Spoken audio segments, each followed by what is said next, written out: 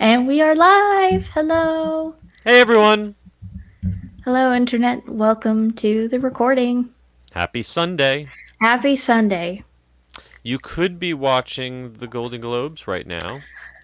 I Or can't you believe there. you could be watching, wasn't there a SpaceX launch tonight? I think I saw Yep. someone tweet that it got aborted, Oh, did it?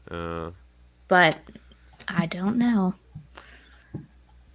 Nevertheless, glad you're here hanging out with us. Yeah, welcome everyone. Yeah. We're up to 24 people already. Mm hmm. Oh, Michael's here. Hey Michael. 2 to 3 weeks until Orlando. So Michael's got to How? tell us which side of town he's moving to, because Yeah. Orlando's a big place.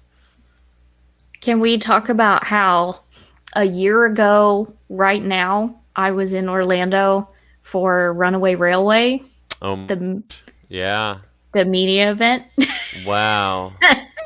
and it's been a whole year since all that happened. Uh, Yet both the fastest and the slowest year of our lives. for sure. Drew, what's up? Hey Drew. I'm just weirded out because we talked about how we were going to make all these plans for 2020 and go back to Orlando for Halloween with Horror Nights and all this other Mm, stuff, and that uh, definitely did not happen. didn't quite happen that way. No. Ah, Hunter's Creek. Okay. Good area, centrally located for the theme parks. Fairly safe. Good choice. you got the Seth Kupersky Yeah. seal of You approval know. there. Caught up on some WandaVision and not surprised for E3 being canceled. Yeah, I Mm, saw that. But they're trying to get licenses for 2022 and 23, so keeping fingies crossed. John, hello. hey John. Down the street from SeaWorld. Oh, I used to live Yep. around there when I lived in Orlando. Yep. Very cool. Well, we are pushing 50, and with everything else going on, I don't see why not. I have you know I am only 46. I've got years until I'm 50. Thank you. My apologies. You don't look a day over. With my gray hair, I don't look a day over 90. I know. I know. Oh, yeah. In fact, I'm really thinking it's about time for a haircut. Maybe our viewers can vote. Is it time for me to finally get a haircut? It's been about 6 months. Oh, Might man. might be time. COVID haircut. Might be time. Well, I suppose without any further ado, we should get started. Let's do it. All right, in 3, 2.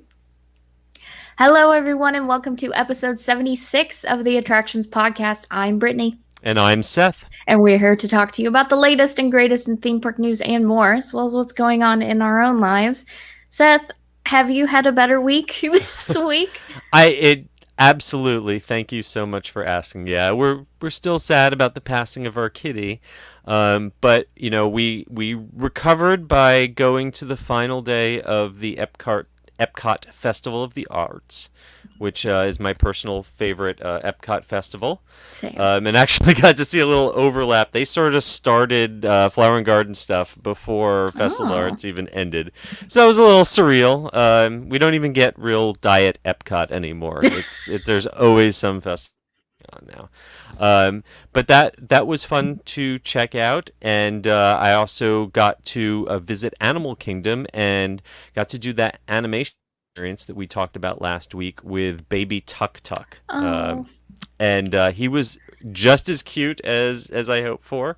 Get to see a little clip from the new movie, and it was a fun. It was a challenging piece to draw, but I'm really? glad. Yeah, they even have to give you. They give you a guide circle. They start out by giving you the circle with the guidelines. You need a head start on this guy because he's got a lot of relatively difficult little detail. But it was definitely worth taking the train out there and doing that.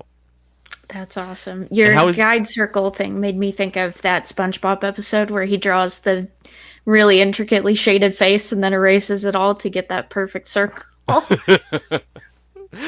So how was your week? Hopefully it was a little warmer and less frozen. Shockingly, we were back up in the 70s and low 80s like Amazing. immediately. I got my pipes fixed So that was awesome. Um, and then we had some friends come into town.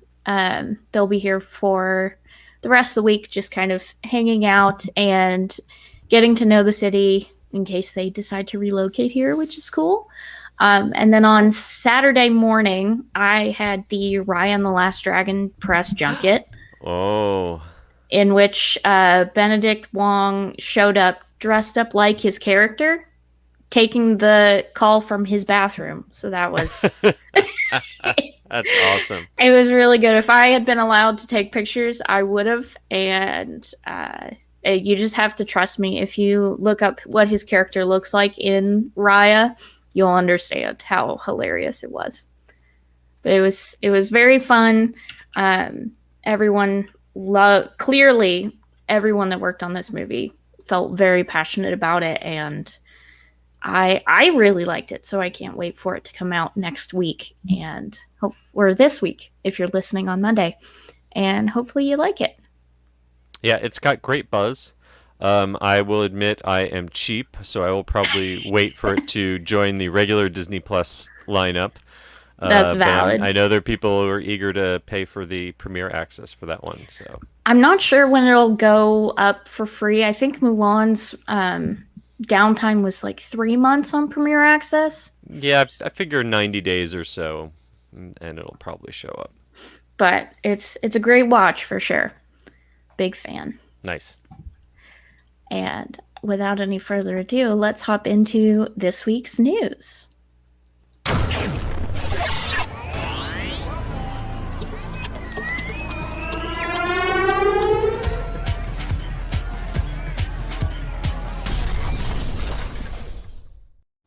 First up, I feel like we manifested this because we said last week, I hope they redo Buzz and Jessie No Neck, and they did.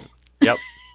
Over at Hong Kong Disneyland, guests meeting the Toy Story gang can now see Jessie and Buzz's new looks that are much closer to their on-screen appearances. Yeah, it's a subtle change. I think the biggest change that I noticed with Jessie is that her mouth is a little open now, and it's combined with a slight change to her eyes. It's a lot friendlier, slightly less creepy look.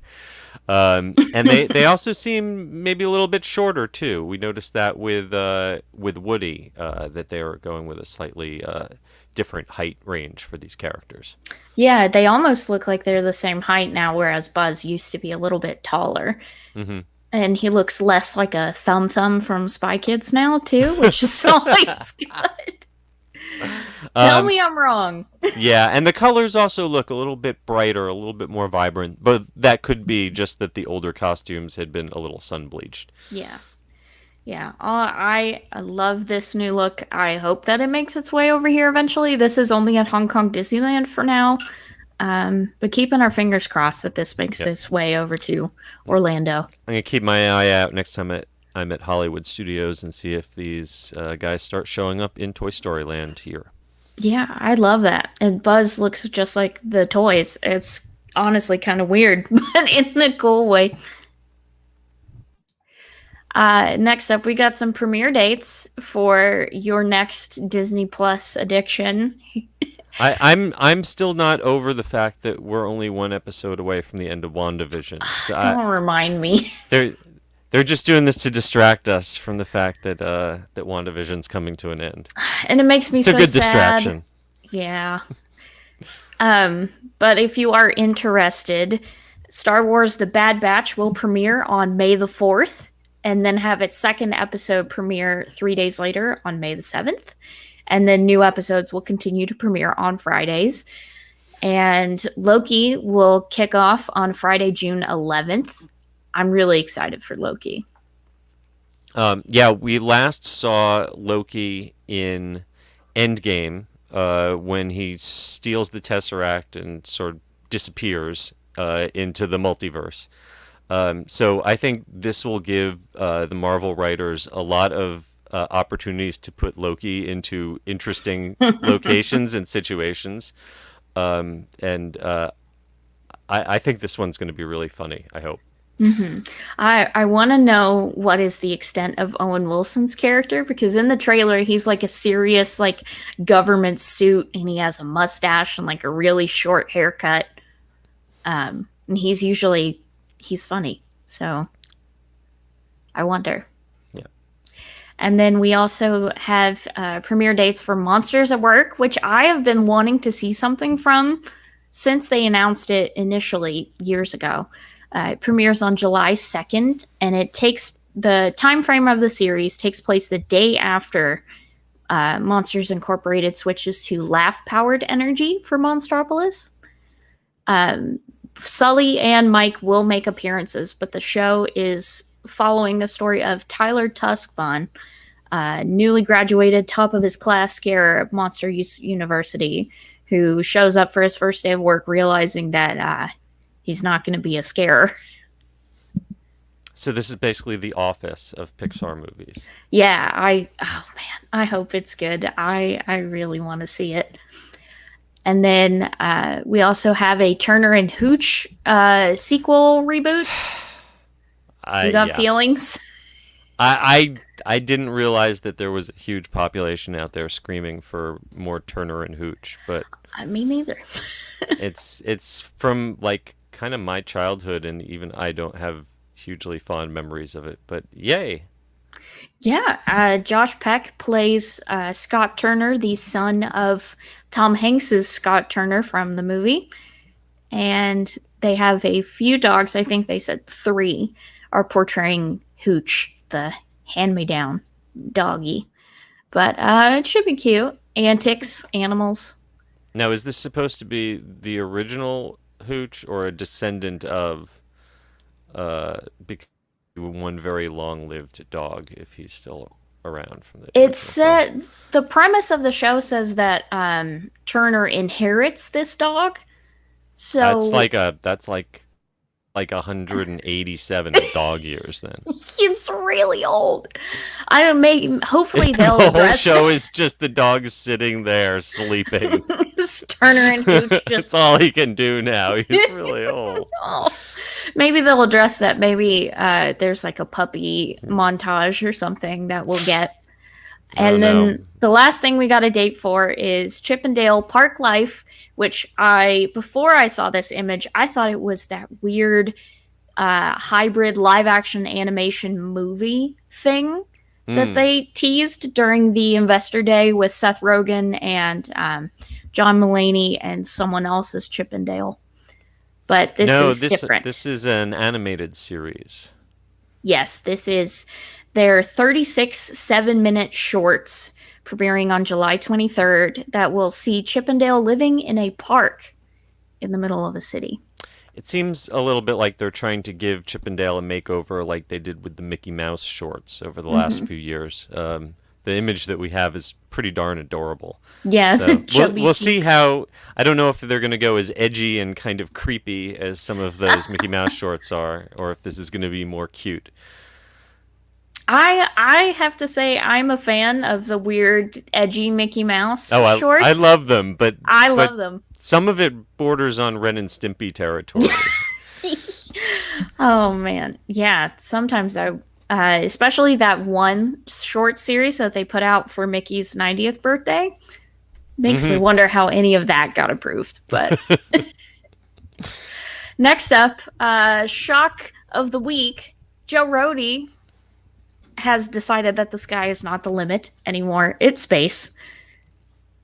You know, when he first announced his retirement from Disney, I felt a little sorry for him that, there are probably some big projects at Disney that he still dreamed of, like fixing the Yeti, that, he'll never get to do now. And now I'm thinking, who cares about fixing the Yeti when you can go into space? Like this is truly, like, that they ask athletes, you just won the Super Bowl, what are you going to do next? Go to Disney World? Well, you've already gone to Disney World. Where are you going to go next? Outer space. Yeah. It's unreal. Joe Rohde is now the one of the strategic advisors for Virgin Galactic as an experienced architect. Basically, he will get to Imagineer a space experience for Virgin's commercial spaceflight thing. I think what's cool about this is that it shows that they know. I mean, you're gonna be paying six figures to be shot into space. This is, they talk about it's democratizing space travel, but this is only going to be for really wealthy people. And if you're going to be spending that much on something, you want something that isn't just a technical experience, or you want something that's an emotional experience. And this shows that they're going to be telling a story, and that it's going to be a whole journey, and not just you're going to be a lab rat strapped into a can. So it just I'm hoping that they are looking for journalists to cover this. Right. I'm volunteering right now.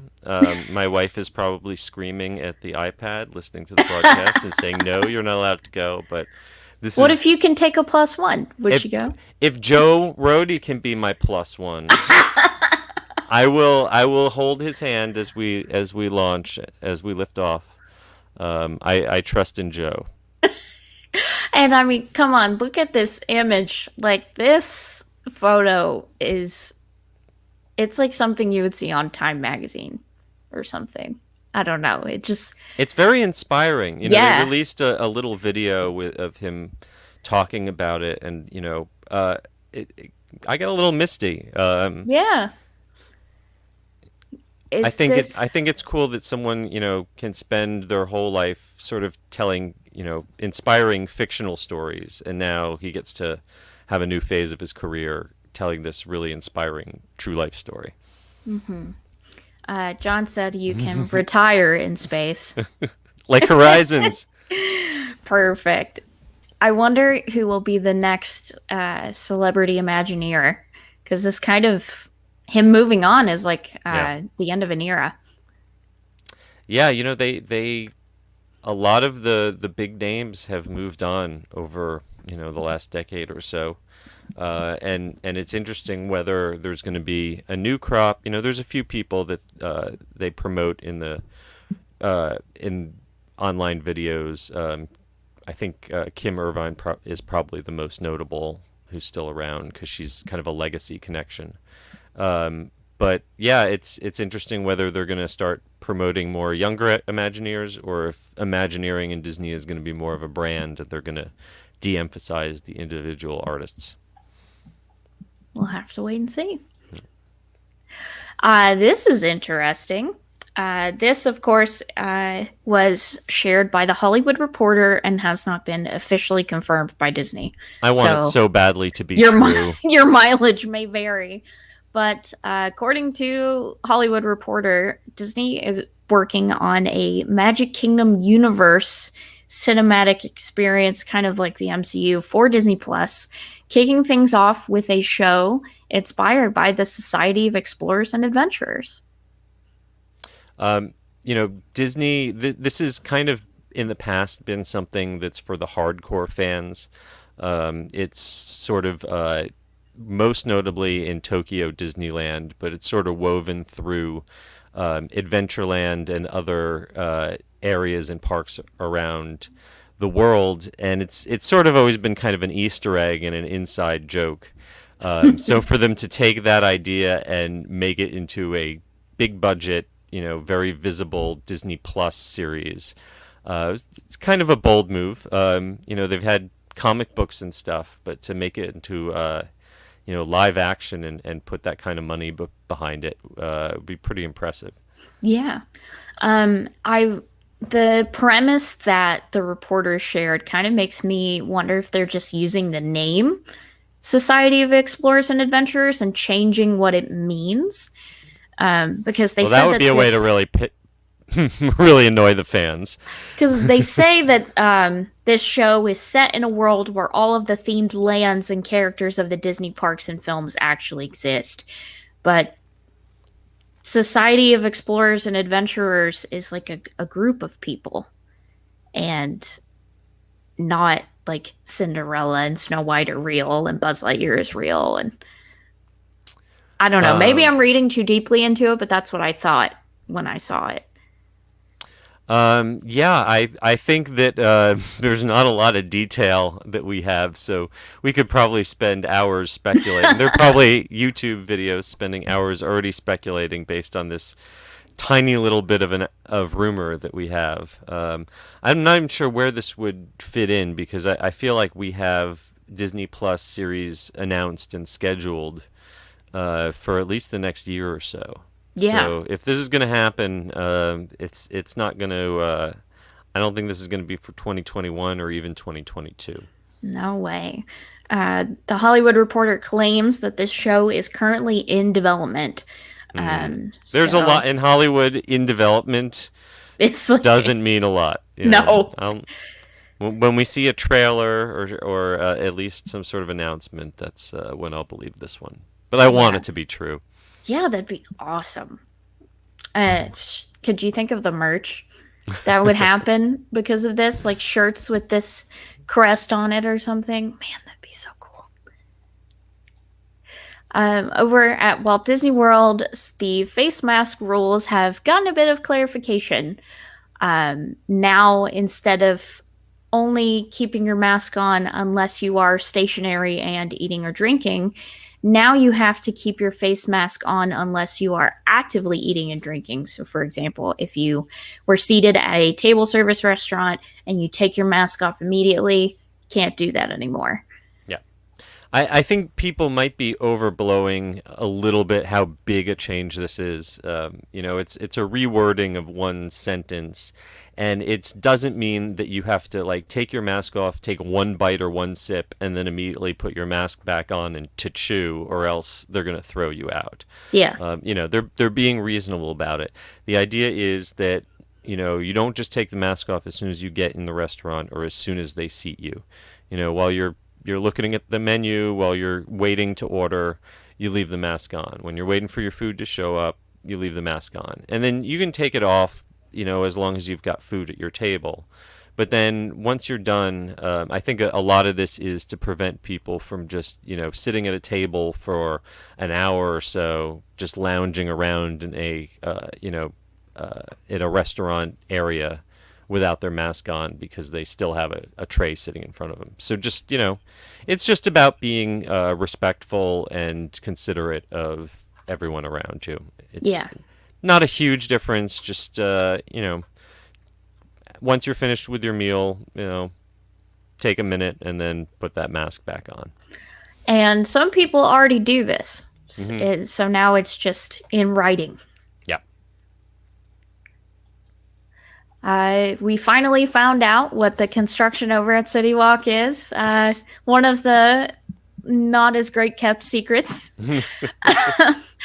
You can now see on the updated construction walls at CityWalk Orlando that a new studio store is going to take over what used to be Peak or Pick. I'm not sure how you pronounce it. Pick, I think, Pick? is the proper pronunciation. Oh, popping your peas in the microphone. Fresh produce and the back half of Quiet Flight Surf Shop, aka the Breezeway. Rest in peace. I miss Fossil. Yeah, but this store seems like it's gonna look really cool. It looks snazzy. And I first of all, I think it's funny that this is Universal. So when we say official confirmation, we don't mean a press release or an event announcing it. Literally, they just slap some concept art on Here you the go. wall. And, all right, there you go, folks. That's what it is. We don't have a lot of detail. I bet you there's going to be a big Harry Potter area inside. And I also think we're going to see some Nintendo stuff in there. Please, please. Yeah.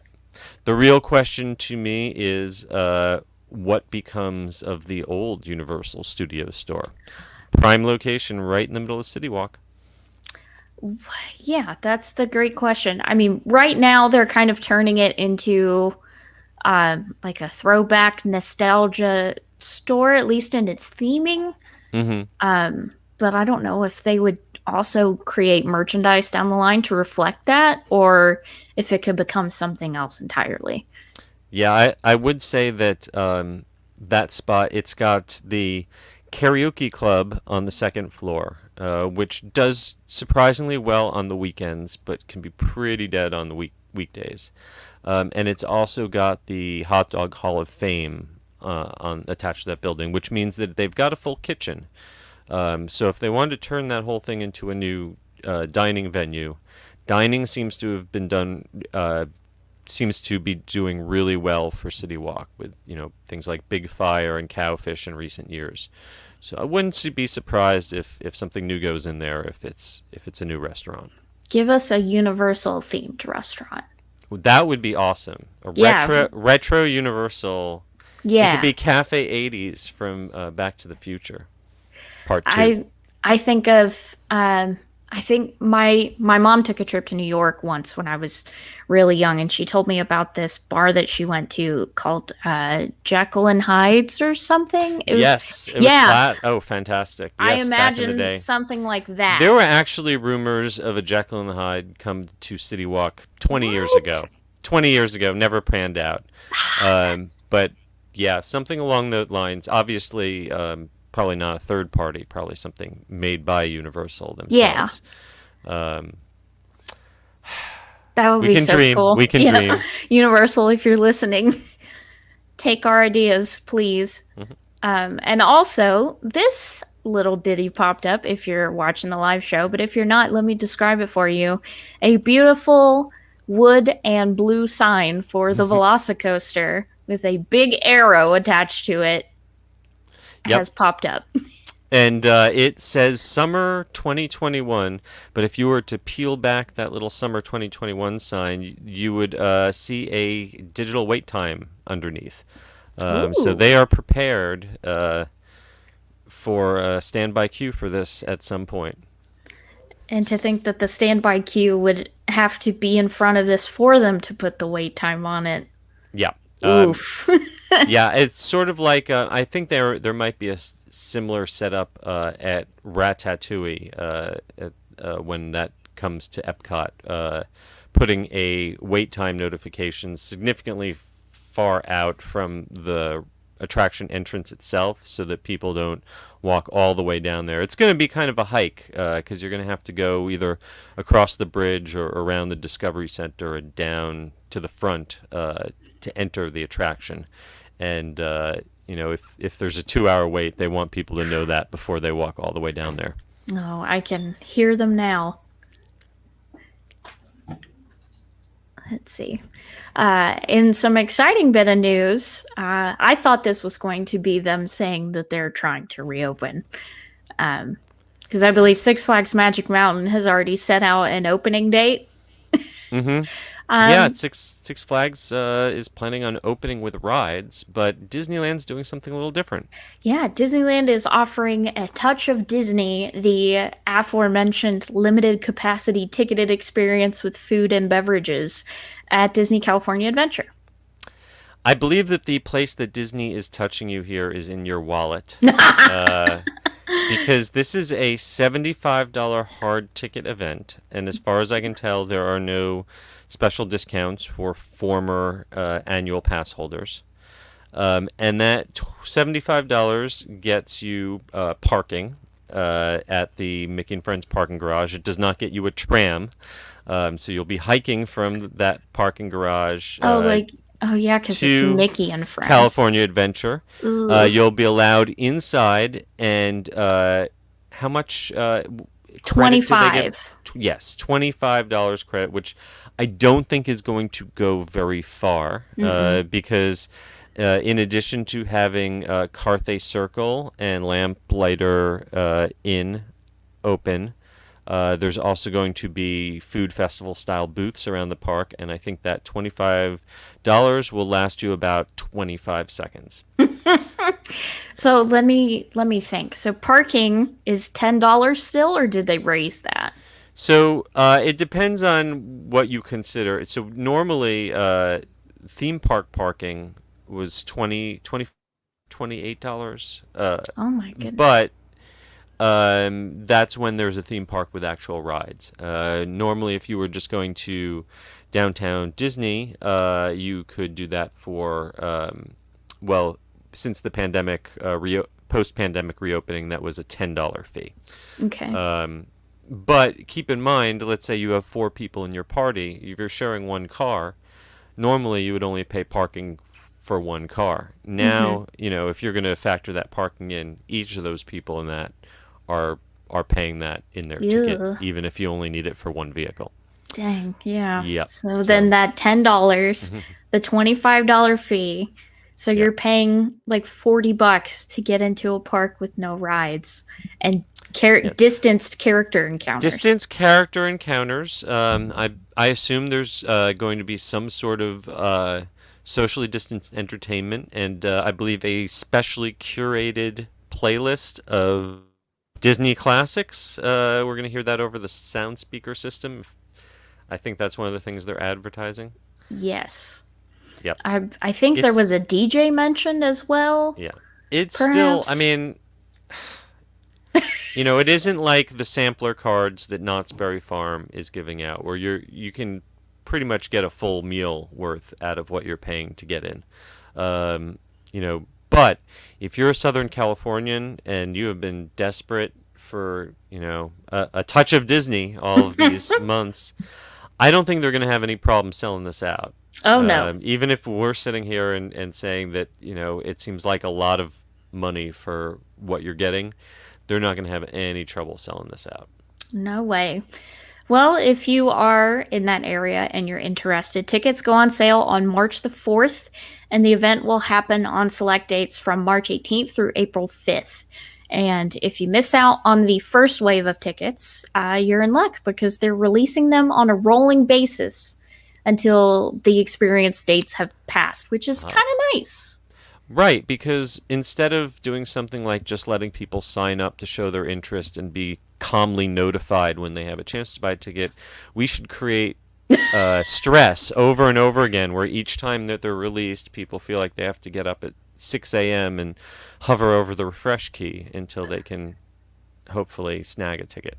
I'm having a 'Cause that's sense what of we like to do. deja vu here. I feel like with Disney, we've been through this before, whether it's a merchandise event or a special hard ticket event, where we hear complaints because people all slammed the server at once, and someone is always getting disappointed, and someone's always staring at some Millennium Falcon that's spinning in circles while they Ugh, can't log in. what a nightmare. Got to be a better way. Got to be a better way. Yeah, there has to be something. Right. They also said that ticket prices are subject to change, so I suppose if this thing blows up, they reserve the right to raise the prices on you. I wouldn't expect them to lower it. No. But if the first batch sells out in 2 seconds, assume the next batch might be more expensive. Also worth noting, Buena Vista Street has most recently been a part of Downtown Disney, but starting March 15th, my birthday, you won't be able to access that as part of Downtown Disney anymore. I know there was some online speculation that meant they would open up Disneyland's Main Street so that people could go there. No announcement at all about that happening yet. So I mean, I would love to see Disneyland open again, but I'm not sure if they could handle the influx of people, because just the last few nights there's been like an hour wait to get into the Esplanade, and that's just for the stuff that is open in Downtown Disney. If they have Downtown Disney, Buena Vista Street, and Disneyland's Main Street all operating, I don't know if they can handle that with the temperature checks and everything right now. yeah, it seems like a recipe for overwhelm. Yeah. For sure. But we'll keep an eye on this, and once the event starts, maybe we can get someone to go and tell us how it is. Yeah. And we have come to the point in the show where we discuss WandaVision. So if you have not watched episode 8, titled Previously On of WandaVision, please fast forward like 15 minutes. And then go watch it, please, because it was a really good episode. Are they gone? I think all the people. I think they're all gone. I think they're all gone. All right. WandaVision, episode 8. We got to relive all of Wanda Maximoff's many traumas in her life, as led by her scary godmother, Catherine Hahn, who just ate it up. She's relishing chewing this scenery role, man. and spitting it out. Yep, she's brilliant. I love her so much. The episode starts off where we kind of get her origin story, where she is being burned at the stake by her fellow witches for delving too deeply into the dark arts and the dark side of magic. Her own mother being one of them. And then Agatha kills them all, including her mother, and then takes the brooch off of her mother's corpse that she is seen wearing throughout the series. It really makes Christmas time with the family kind of awkward. Yeah. I gotta say, the effect that they used where like their skin kind of sallowed away and then they dropped to the ground and it was like all teeth and like wrinkly sucked in skin, it was really gross. It's kind of Evil Dead. I kind of liked it. Yeah. Which the effects throughout this whole episode, this episode looked like it could have been a Marvel movie, not a TV show. They really went all out with the budget for this one. Yeah. Well, now you've got me thinking. You said Evil Dead. Well, Sam Raimi is doing Doctor Strange too. It makes sense. And then back in present day, Agatha is interrogating Wanda, demanding to know how she was able to create Westview and control all of these people, as she said, magic on autopilot. And Wanda's like, I don't know. So they travel back through Wanda's life, starting at childhood with the bomb that kills her parents. And it's basically like A Christmas Carol meets Wanda, This Is Your Life. Yeah, and it's rough. We see what everyone has been theorizing the whole time, which is her and her parents and Pietro watching American sitcoms together over dinner. And they're watching the Dick Van Dyke Show. I believe it's the Walnut episode is what it's called. And it's her favorite. And as they're watching it, you see the bomb enter their home and their bodies fly forward. It made me jump. I was watching it with my wife and she screamed on the couch when it happened. Yeah. Please don't let us show the parent. Please don't show the parents. Please don't show the parents. But we see that Wanda's memory of this experience is a bit distorted. She said that in Age of Ultron, they waited for 3 days for Tony Stark to kill us with his bomb. But she was able to turn it off with her magic. So is that a retcon, or is that just lazy writing? I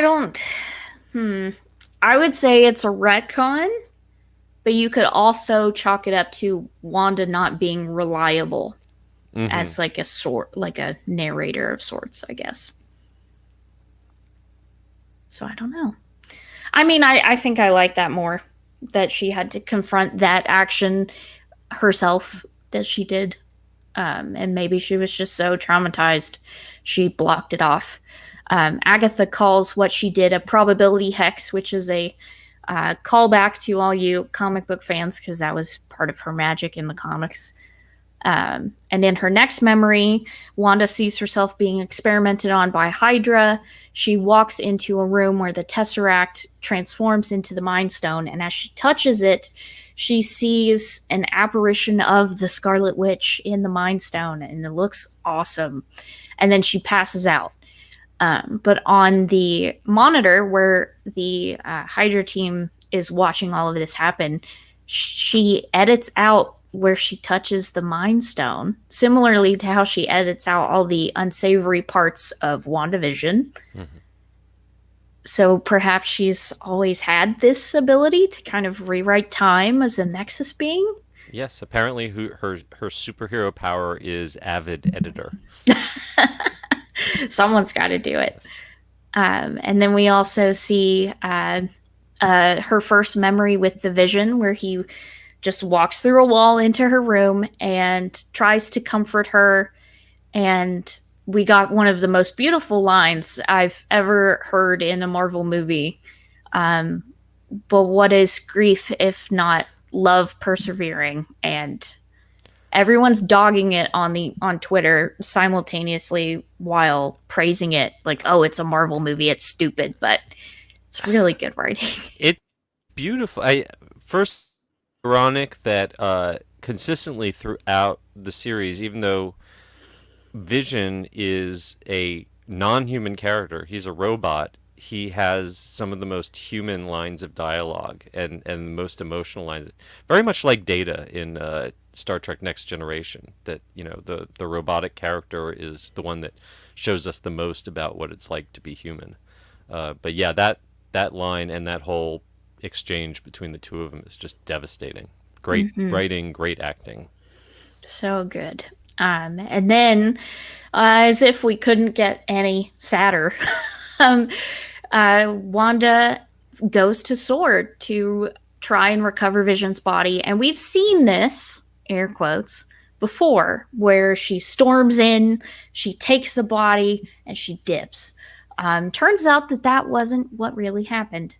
She showed up just wanting to bury him and honoring his living will by not bringing him back to life. And director Tyler Hayward is basically like, look, we tore him to pieces. And she loses her temper, breaks into the lab, but places her hand where the soul stone used to be, says, I can't feel you. It's very emotional. And then she just leaves. She leaves Vision's body there and leaves. Mm-hmm. And takes a trip to New Jersey. Yep. Where she finds a dilapidated housing lot that Vision apparently purchased for her, so that for them to grow old in. And she just breaks down. And I was really sad. God, as if they couldn't just make it hurt anymore. He has to. Yeah, but it finally makes clear that the creation of Westview, the creation of the Hex bubble, is it was not Agatha all along, because she didn't force her to do that, and she didn't do it consciously either. It's just an expression of overwhelming grief, and that's I think I mentioned before, it's kind of like the big bad in season 6 of Buffy the Vampire Slayer. It's like, it's not a demon, it's not a Thanos, it's grief, it's sadness, it's the pain of living life is the big bad, and that's a lot harder to defeat. Yeah, and then we see her kind of create the new Vision, which I have questions. I have many questions, because we had been assuming all along that this was the corpse of Vision that she had reanimated, but it turns out that it's just an expression of the Soul Stone. It almost looked like part of the Soul Stone was coming out of her and reforming into Vision from thin air, which is totally different from what I thought was happening all along. Same. Yeah, I thought she was basically subconsciously puppeteering him. Mm-hmm. Saying all the things, making him say all these things that she thought he would say. When he's skeptical of her, it's because she knows internally that he would be skeptical of her doing these things. But now I don't know if he's just imaginary or if he's real. Like Billy and Tommy, I think in the comics, they only appear when Wanda's thinking about them or addressing them directly. And then when she's not, they disappear and cease to exist. They're pretty much just a mental projection. Yeah. But Agatha says spontaneous creation, which makes me wonder if Marvel is actually retconning that information for the MCU and making them real people. I don't know. I hope not, because I find the kids kind of annoying, and I don't want them sticking around. They're fine as a plot device, but I don't want them staying around long term. And then after figuring it out and coming out of her sitcom trance, Wanda runs outside to be confronted by Catherine Hahn as Agatha in her fabulous costume, holding Billy and Tommy captive. And Agatha says, you have chaos magic, and this makes you Dum bum bum. the Scarlet Witch. And then it ends. They finally said it. Yes, and all the Marvel and girls go, yay! They finally used after how many movies and episodes we finally get her character name. Mm-hmm. And then all the people who don't read the comics are just like, so what? Huh? Whatever. Like, we also didn't get a please stand by at the end of this episode. Very, very subtle little change. And we did get a mid-credit sequence, though, which I hope you stuck around for. I did, and I was surprised that they did this, and now I'm scared. So, mid-credit scene, we go back to Sword, and Hayward is like, whatever, we got what we wanted. His project, Cataract, is taking the original Vision, putting him back together and using chaos magic energy from one of the drones that they previously used to get into Westview. I believe it was in the 80s episode that Wanda pushed out of the Hex, using that magic to bring a white Vision to life. Colorless, probably emotionless, like in the comics. So they are either setting up their divorce, which is going to suck, or they're going to change everything completely and we'll get real Vision again. But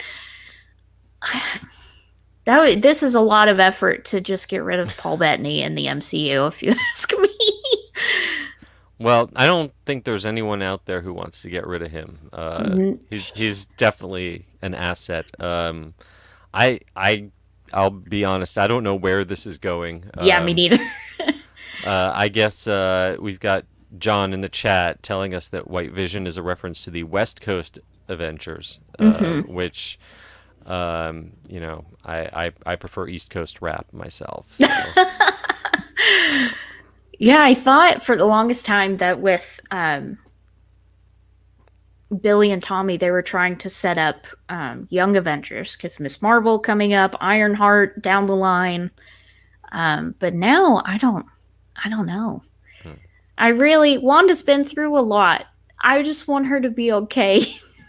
Yeah, that's the thing. Like, she's been through this big emotional journey, and now that she's finally confronted her trauma, if I'm afraid what kind of message it sends if she isn't able to like somehow heal and adapt and have some sort of happy ending. If she just, if we end this with her in just as bad emotional state as when she started, I'm not sure what kind of message that's sending about, a powerful female superhero. Or turning her into the next big bad of the MCU. Yeah. I want her to process and heal and get her shit together. Yeah. So. We love Wanda. And let the poor New Jersey... It's bad enough these people have to live in New Jersey. Quit torturing them. They've been tortured enough already. But we will have to see. I think next week's episode is supposed to be pushing like 50 minutes. So it's basically a TV movie. I'm nervous. Of course, 42 of those minutes are probably credits. Yeah. I'm very scared. Kevin Feige is he hasn't said as much, but he basically has implied that this is it for WandaVision. They don't have any plans for a second season. Not that you would need one, but I'm kind of sad. This has been so refreshing for the MCU, so fun to watch and try to dissect week after week. Whereas if it had been released all at once, like on Netflix or something, I would have binged it the first weekend and then stopped talking about it. Yeah. I'm still not a fan of them releasing it at god awful early in the morning on Fridays. Right. If it could just come out at like 8:00 like a normal TV show, we would all have much better sleep and wouldn't have to worry about avoiding spoilers on social media. Having something that we can talk about every week, as opposed to just burning through it all at once, has been really great. Remember when Game of Thrones did that? It would come on at 8 on Sundays, and it was like a whole thing. There was a time where we all used to gather around the television. We had 3 channels. I remember before there was even Fox. All right, you kids get off my lawn. And for our main attraction this week, some very exciting news for Legoland Florida Resort. They are adding to their gates with a Peppa Pig theme park, the world's first. If you do not think that the one in the UK is a full park, that seems to be a point of contention on the internet as of late. I will say it appears to be a point of contention among one person in particular who I have seen post on every single article and every social media thread referencing, telling people no, there was in the UK there is a land, but this is the first standalone. Well, I guess it's not standing alone. It's standing next to Legoland. It is going to use the parking infrastructure from Legoland. It's basically in the Legoland parking lot, but it's going to be a separate admission. There will probably be a combination ticket available. Yes. But I got to say, this took me totally by surprise. We knew that there was going to be a big expansion coming to Legoland. I did not expect it to be a separate brand and a separate park. I thought it would just be more Legoland. I am obviously not the target demographic for Peppa Pig. Me neither. But it is huge. It's big in Europe, and it's also big over here with kids. It's on definitely targeting kids on the lower end of the Legoland age range. I think Legoland kind of targets kids up to the early tweens, and this is more like preschool age, like kids up to like 5 or 6, I think, are the Peppa Pig target audience. This park is set to open in 2022. It will be separately ticketed from the rest of Legoland Florida Resort, but you can get an annual pass that includes it or a standalone pass to that park. And it also operates year-round. So it's the real deal. It's the full thing. Well, I got to tell you, I was at Legoland not long ago for the Pirates Weekend to see the premiere of the new water sports stunt show. And as you drive in, you kind of circle around the section of the parking lot where this is going in. I don't know what they really consider a full theme park. I don't, in terms of, we don't have details on exactly how many rides or attractions this is going to be. I think that in terms of physical space, it's probably going to be closer in size to the land at a normal theme park than what we think of as a whole theme park. But since this is designed for small kids, maybe it's appropriate to have a small theme park. Definitely, it's not going to be Magic Kingdom sized, though. No way. This is definitely a mini park. At least in the concept art, we can see kind of a carousel hot air balloon type ride similar to the Inside Out attraction at DCA. Mm-hmm. We have a mini drop tower here. Looks like some Midway games in the back. I see a muddy puddle, which I know is a big Peppa Pig thing, only from Cardi B's TikToks about her daughter. I hope she gets invited to the opening. Everything I know about Peppa Pig I learned from TikTok. Yep. But very excited for this. Maybe we'll have to get old Banks Lee on. Once. Yes, I would love to, and he can. Yeah. I'm curious if it's going to have the same management team, the same PR team as Legoland. I assume so. Yeah. But I certainly, especially after Epic Universe was pushed back, I did not expect a new theme park to open in Florida in 2022. So great to see the industry moving forward. Yeah. Now let's get Epic Universe back online. Amen. Please. And before we go, I have quite a few listener Oh, thank yous great. to share. In case you didn't know, Attractions Magazine has a 4-tier subscription service. And if you choose Club or VIP to sign up for the week after you join, you get a shout out here on the Attractions Podcast. So, big thank yous this week to Monica Compton, Denise Welch, Nicholas Meyer, and Douglas Temple. Thank you so, so much. Thank you. Yay!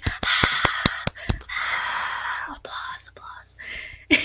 And if you are interested, you can pick up a subscription to our print magazine, get 4 issues every year. They're very nice and full of nice exclusive goodies and stories that you can't get on the website. I hear you've got some contributions in the spring issue. I do. I have 2 columns, and I just submitted my last one today. So keep an eye out. We should have a release date for that one soon.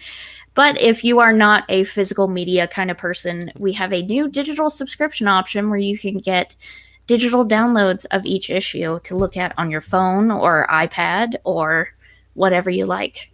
Your toaster, if it can do that. And if you are so inclined, we would really appreciate it if you go on Apple Podcasts and leave us a 5-star review. Say something nice.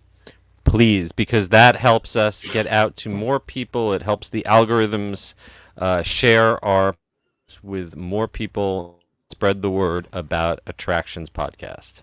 Come on, help us out. I said last week I would fix my broken pipes, and guess what? My broken pipes got fixed. It's a miracle. It's a miracle. Seth, if you would, tell the folks at home where they can find you on the interwebs. You can find me on Twitter and Instagram at @skubersky or at the UG Series, and you can pick up a copy of my new book, The Unofficial Guide to Universal Orlando 2021 at theunofficialguides.com. Do it. And you can find me at Brittany Tuttle. That's BRITTANITUTTLES is spelled funny on Twitter and Instagram. And every day at attractionsmagazine.com, at Attractions on Twitter, at Attractions Magazine on Instagram, and youtube.com/attractionsmagazine. And I apologize in advance for any WandaVision tweets that happen on Friday. I'm probably going to be inconsolable, so be prepared for that. And until next week, I hope you guys stay safe, wear your mask, wash your hands, but have fun. And we'll see you next time. Bye.